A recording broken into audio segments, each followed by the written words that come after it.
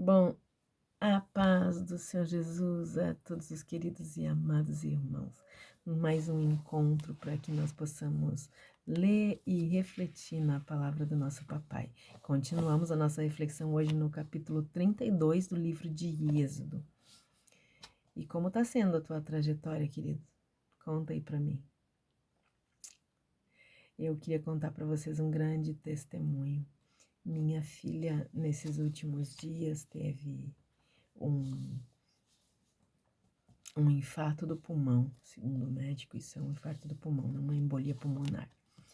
Mas eu não vou contar a trajetória, não vou contar tudo, né, para não gastar tempo aqui da nossa. Mas eu quero participar com vocês o quanto Deus é bom, o quanto Deus é maravilhoso. Ela chegou no hospital com duas bolhas de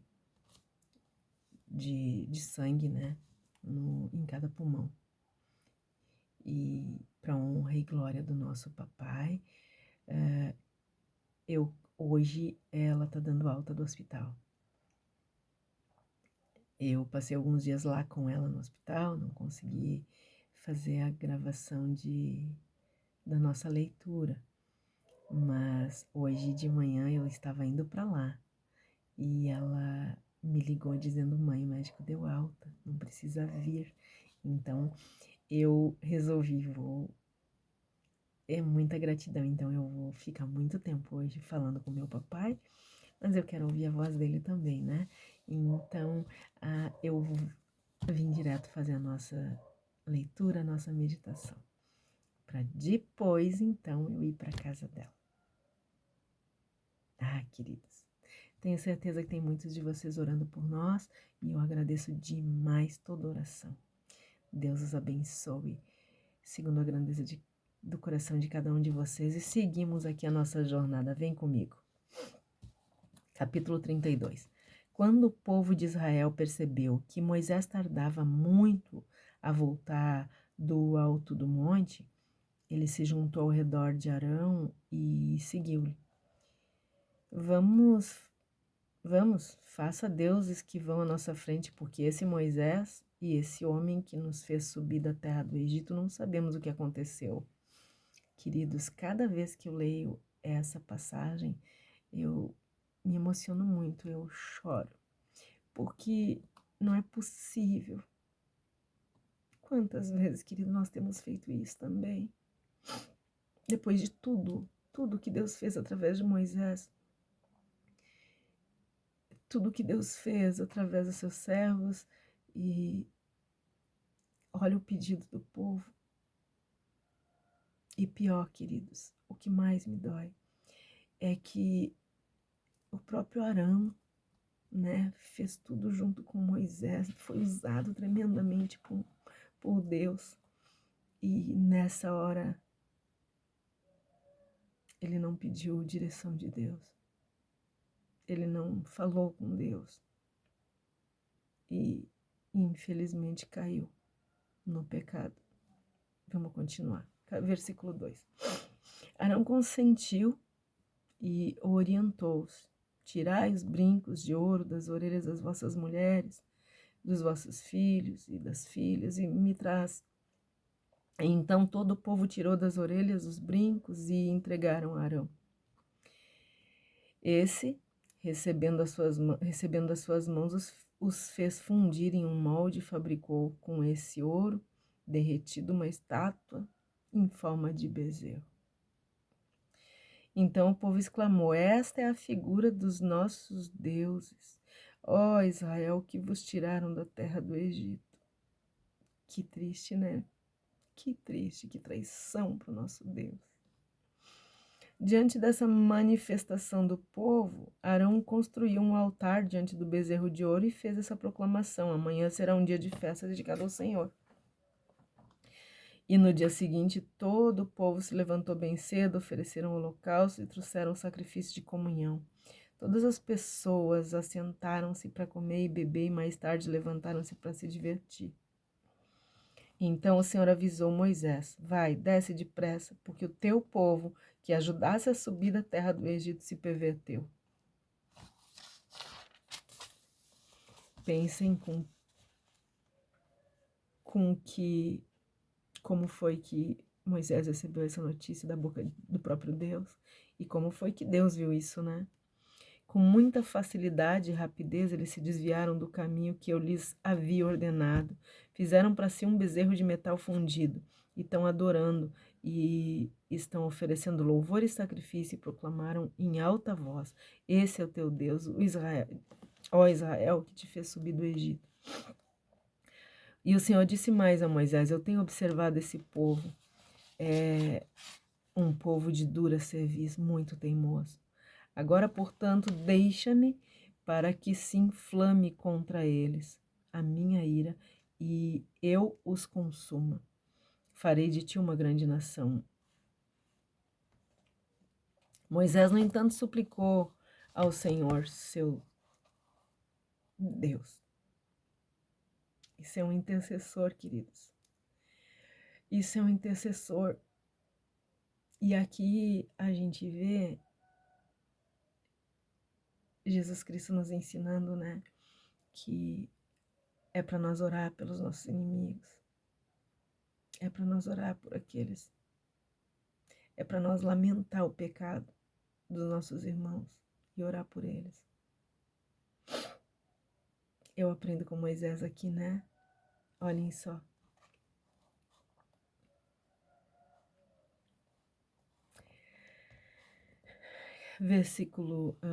Eu vou ler de novo o versículo 11. Moisés, no entanto, suplicou ao Senhor seu Deus e disse: Por que, ó Senhor, se acende o teu furor contra o teu povo, que tiraste da terra do Egito por meio do teu braço forte e com tantos milagres? Por que os egípcios haveriam de blasfemar contra ti, exclamando: Foi com intenção maligna que ele fez sair do Egito para exterminá-los no monte e bani-los da face da terra? Abranda, pois, o furor da tua santa ira e reconsidera o castigo que pretendias impor ao teu povo. Olha o pedido de Moisés, queridos. Olha a oração de Moisés. Nós estamos vivendo tempos assim, queridos, onde o povo tem feito tudo isso, onde muitos crentes têm feito tudo isso, provocado a ira de Deus. E é hora de nós orarmos como Moisés. Sim, é hora de nós clamarmos a Deus, assim como Moisés clamou. Quem está em condição de amigo de Deus deve orar pelos seus irmãos, deve orar pelo povo de Deus e dessa forma. Recorda-te dos teus servos, Abraão, Isaque, Israel, os quais juraste por ti mesmo, dizendo: Eu multiplicarei a vossa descendência como as estrelas do céu, e toda a terra que vos prometi, eu vou dar aos vossos filhos para que eles a possuam. E sucedeu que o Senhor se arrependeu do castigo que ameaçara infligir àquele povo. Então Moisés desceu do monte, trazendo nas mãos as 2 placas de pedra, com os mandamentos escritos por Deus num dos lados da casa de cada pedra. Essas tábuas da lei eram obras do dedo de Deus, e a escritura era obra de Deus, gravadas sobre as placas de pedra. Então Josué, ouvindo o alarido e os gritos que vinham do povo, disse a Moisés: Há um barulho de guerra no acampamento. Ao que lhe respondeu Moisés: Não é canto de vitória, nem lamento de derrota, todavia eu ouço o som das canções. Quando Moisés se aproximou do acampamento no sopé da montanha e viu aquela estátua de forma de bezerro e as danças, irou-se profundamente e espatifou as tábuas de pedra no chão. Se dirigiu à figura do bezerro que o povo havia confeccionado e destruiu-a no fogo. Em seguida, triturou-a até reduzi-la a pó miúdo, que espalhou na água, a qual fez todos os filhos de Israel beberem. Então Moisés questionou Arão: Que exigências te fez esse povo que te impelisse a tão horrível pecado? Respondeu Arão: Ó meu senhor, não te enfureças ainda mais. Tu bem sabes o quanto esse povo é inclinado à prática do mal. Eles me acossaram alegando: Faze-nos deuses que marchem à nossa frente, porque a esse Moisés, o homem que nos fez subir da terra do Egito, não sabemos o que aconteceu. Então, então eu lhes disse: quem tiver ouro, tire-o. E eles me deram, e eu lancei no fogo. E saiu esse bezerro. Moisés viu que o povo estava desenfreado, porque Arão os havia abandonado à vergonha no meio dos seus inimigos. Moisés ficou de pé no meio do acampamento e exclamou: quem for do Senhor, vem até mim. Todos os filhos de Levi reuniram-se em torno dele. Então ele proclamou: assim diz o Senhor, o Deus de Israel: agarre cada um de vós a sua própria espada, percorra o acampamento todo, de tenda em tenda, e mate seu irmão, seu parente, seu amigo e seu vizinho. Os filhos de Levi fizeram tudo segundo a palavra de ordem proferida por Moisés, e naquele dia morreram mais de 3.000 homens do povo. Moisés então declarou aos levitas: hoje passaste pela prova de matar os vossos próprios filhos e irmãos, e dessa maneira vos consagrastes como sacerdotes ao serviço do Senhor. Porque vos submeteste a isso, Deus vos deu nesse dia uma grande bênção. No dia seguinte, Moisés avisou ao povo: vós cometestes uma falta muito grave. Contudo, vou subir ao Senhor e buscar uma expiação para o vosso pecado. Retornou, pois, Moisés à presença do Senhor e confessou: esse povo cometeu um pecado horrível de confeccionar um Deus de ouro. Agora, portanto, eu rogo tua misericórdia para que lhe perdoem o pecado. Caso contrário, risca-me, rogo-te, do teu livro sagrado que escreveste. Quanto amor, queridos, no coração de Moisés. Sabe por que ele fez essa oração? Por que ele fez todas essas orações? Porque o coração de Moisés era o coração segundo o coração de Deus. Ele sentiu o que Deus sentia. E ele só estava colocando. É por isso que está escrito aqui, é por isso que está registrado para nós. Alguém com o coração segundo o coração de Deus, ora dessa forma, sente dessa forma. O quanto o pecado do povo machuca Deus, também tem que machucar um servo verdadeiro. Nós não podemos, de forma nenhuma, como filhos de Deus, como filhos do reino da luz, nos misturar ou concordar com alguém pecando deliberadamente do nosso lado, na nossa frente. Eu vou ler de novo 32. Agora, portanto, eu rogo a tua misericórdia para que perdoes o pecado. Caso contrário, risca do teu livro sagrado que escreveste o meu nome também. Então respondeu o Senhor a Moisés: sim, de fato, riscarei do meu livro todo aquele que pecar contra mim. Vai, pois, agora e conduz o povo para onde eu te orientei. Eis que o meu anjo irá contigo, diante de ti. Entretanto, quando chegar o momento de punir o povo, eu os punirei severamente pelos pecados cometidos. Olha que amizade, que lindo, né? Deus avisando cada passo, tudo o que ia acontecer. Nunca Moisés se pegou desavisado. E assim, o Senhor castigou os israelitas com uma doença avassaladora, porquanto exigiram que Arão lhe fizesse um bezerro de ouro para cultuarem.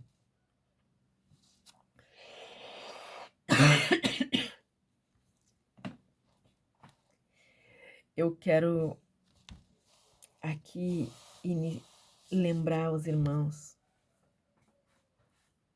que gostam, né, que confiam em todo tipo de milagre e que acham que se Deus fizer um milagre, Ele vai converter alguém. Aqui diz, queridos, literalmente aqui mostra para nós que milagre não converte ninguém. Na maioria das vezes, os milagres são portas abertas para os interesseiros. Depois de Deus sustentar o povo com as manifestações sobrenaturais durante toda a travessia pelo deserto, o povo corre para a apostasia bem rapidinho, né? Mesmo providenciando, vivendo mesmo Deus providenciando tudo que eles necessitavam, e mesmo eles presenciando, vivendo, vencendo questões impossíveis aos olhos humanos o tempo todo. Mesmo eles testemunhando que nenhum Deus pode fazer o que esse Deus faz. O povo se joga aos pés de Satanás para adorar, através da idolatria e das heresias. A fé pode ser facilmente pervertida.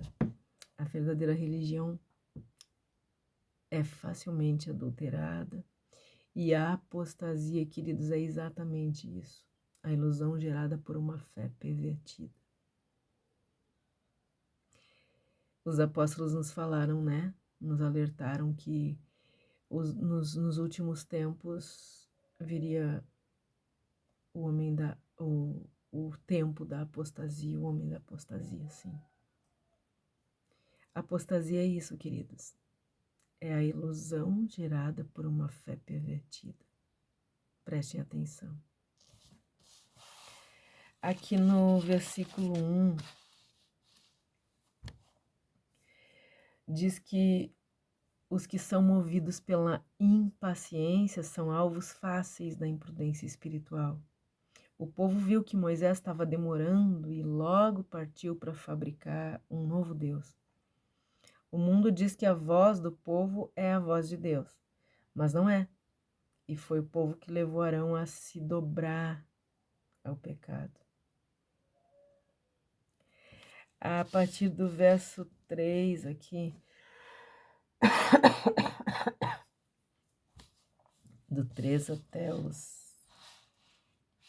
até os 6, nós vamos ver que tem ali um maior entusiasmo, dedicação, disposição para festejar nas igrejas. Ah, queridos, prestem atenção. Esses versículos mostram que a maior parte desse entusiasmo todo, dessa dedicação e da disposição para festejar nas igrejas, nessas congregações que dizem que são de Cristo, há muito entusiasmo para festejar, então nem se fala.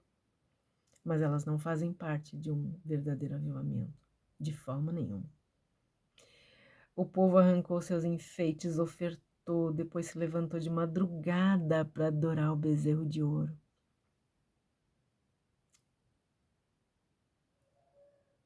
Isso não lembra nada, queridos? Eles fazem o que é conveniente para ficar bem com o povo.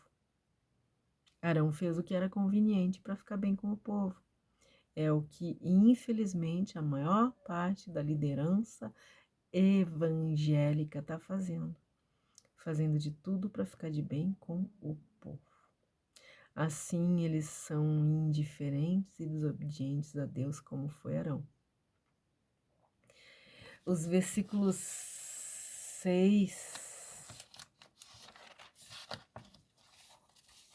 até o 10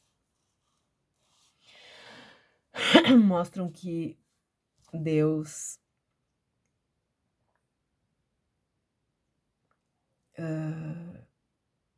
não cruza os braços e que Ele não faz vista grossa de forma nenhuma, queridos, quando Ele vê a perversão humana.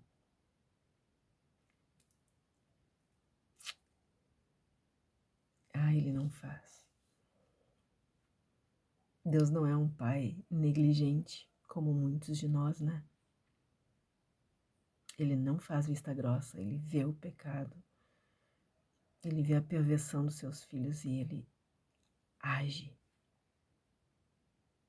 Ele certamente vai agir. Não existe nenhuma possibilidade de Deus ficar de braços cruzados olhando, assistindo a perversão humana aumentar cada dia mais. Ele se levanta do seu trono e age, determinado a impedir que os homens continuem se corrompendo e corrompendo os outros. Porque esse é o grande problema.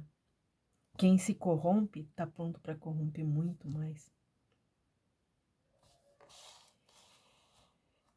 a partir aqui do 11 até o 14, nós vamos ver que existem líderes que se corrompem, como foi o caso, né? Favorecendo a adulteração da fé do povo de Deus, foi o caso de Arão. Mas há também verdadeiros líderes que intercedem pelo povo, como fez Moisés. E a partir do versículo 15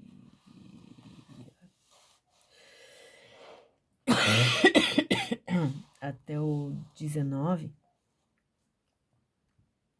Moisés quebra as tábuas da lei.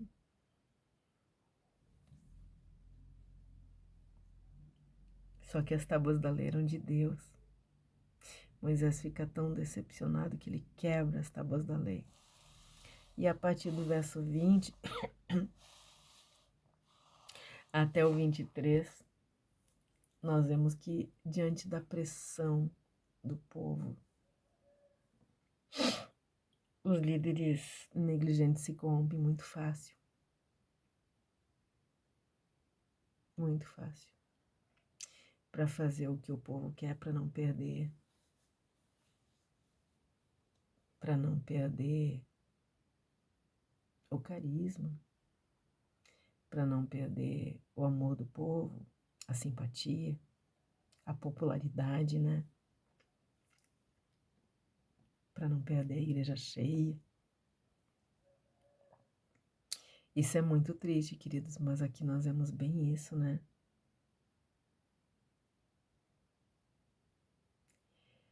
Líder...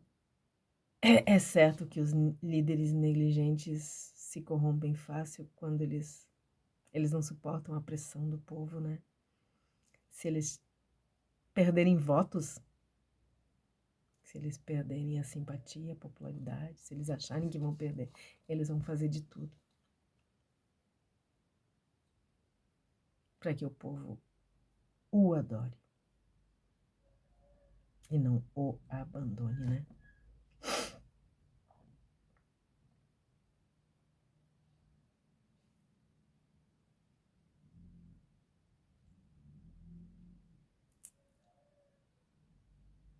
E aqui no 23, a gente vê muito claro Arão dizendo para Moisés, se explicando, né? Que a culpa era do povo. Que coisa triste, queridos. Porque os líderes negligentes, eles são bem assim.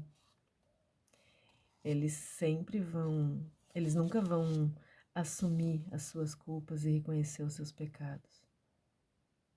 Se Arão tivesse reconhecido o seu pecado, tivesse se arrependido, ele teria reconhecido o pecado e se consertado diante de Deus. Mas não, ele achou o culpado como o ser humano sempre fez, desde Adão, né? E aqui a partir do 24, ele está explicando como é que aconteceu, né? E até o verso 34, do 24 até o 34, nós vamos ver que desobedecer tem consequências terríveis.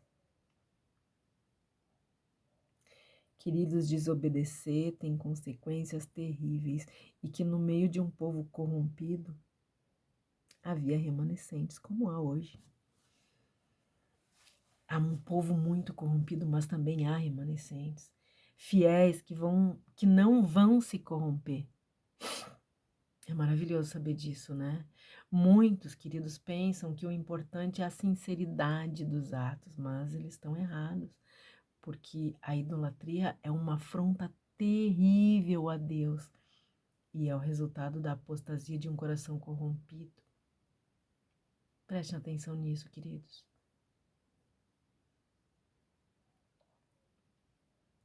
Aprendam a palavra de Deus, se apaixonem por ela, se apaixonem por esse Deus da palavra, por esse Deus da Bíblia.